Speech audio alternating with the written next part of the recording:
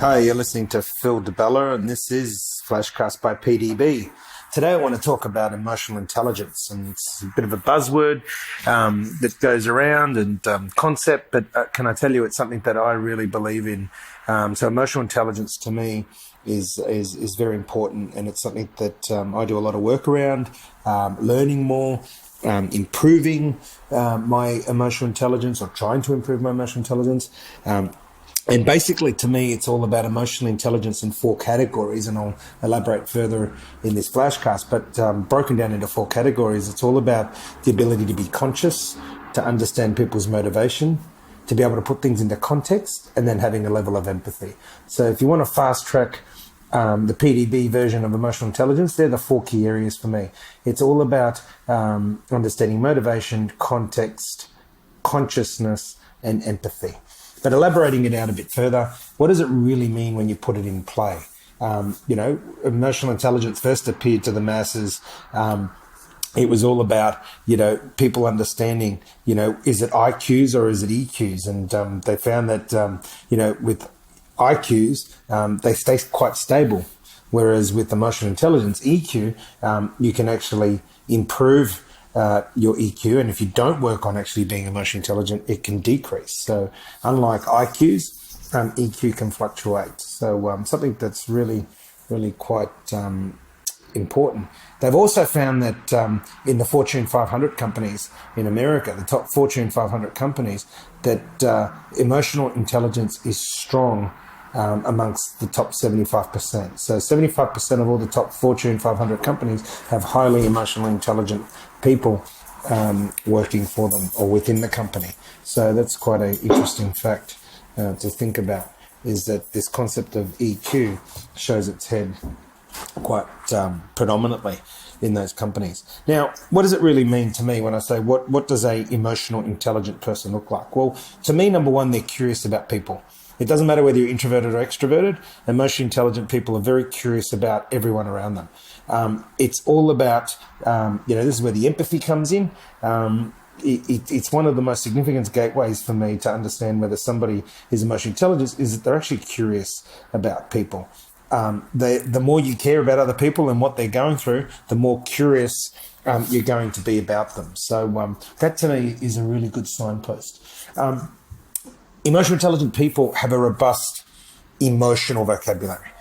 They know how to talk about their emotions, good and bad, but research shows that 36% of people only can talk about emotions. And that is something that's really, really counterintuitive, is that we feel, we're beings that feel, we're emotional beings by nature, yet only 36% of people can actually have a robust emotional conversation. So this is something that really is evident in emotionally intelligent people. They can have robust emotional conversations. 3, they embrace change. So to me, emotionally intelligent people, they're flexible. They're constantly adapting. They can pivot when they need to. They're not scared of change. They're always making sure to embrace change. And not change for change's sake, but change because it's required. 4, they know their strengths and weaknesses. Emotionally intelligent people know where they're strong, and importantly, they know where they are weak. They constantly work on their weaknesses. They constantly work on what I say being better today than yesterday, tomorrow better than today. 5, they're quite difficult to offend. If you think about it, emotionally intelligent people don't get offended easily because they're very comfortable with who they are. They've got a thick skin because they know themselves. They know their strengths. They know their weaknesses.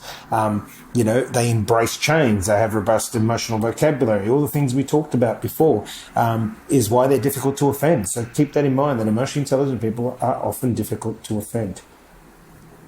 6, they know how to say no.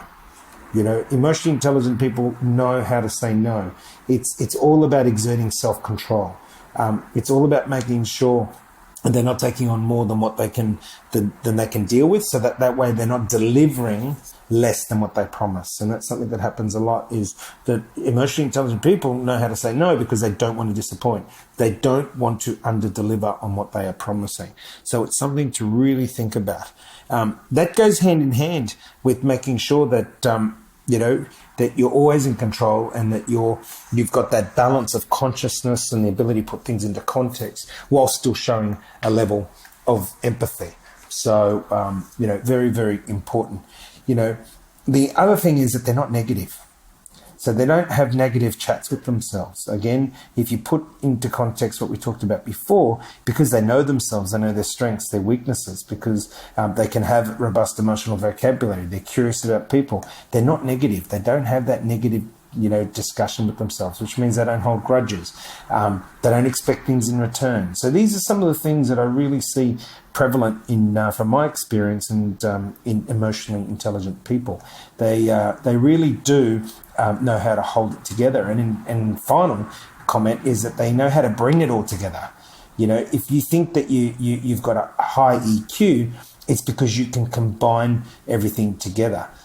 You know how to learn and then share. You know how to balance the yin and the yang. You know how to put things into context. You know how to be conscious. You know how to have that level of empathy that's required for the situation that happens. But again, you'll hear a lot about this concept of emotional intelligence. We talk about being emotionally intelligent, or people need to be emotionally intelligent, yet a lot of people don't understand what the day-to-day of that looks like. So the reasoning behind this FlashCast on emotional intelligence is to share my perception, my view of what emotionally intelligent people do. To again recap, it's all about being curious. It's all about robust emotional vocabulary. It's all about embracing change. It's about knowing your strengths and your weaknesses. It's being difficult to offend because you know yourself so much. It's about saying no when you need to, so that you don't under-deliver on what you're promising. Letting go of mistakes, not being hard on yourself. Don't hold grudges. Don't expect things in return. Expectations breeds disappointments. So to me, these are some really cool things to think about, to work on your own emotional intelligence, but also to really identify emotionally intelligent individuals, and to obviously celebrate them and work with them, and surround yourself with them, because these are the people that will actually elevate you to become the best version of yourself. So, again, as usual, thank you for listening to my FlashCast. This is Phil DeBella. You've been listening to FlashCast by PDB on the topic of emotional intelligence. Until next time, take care and be the best that you can be.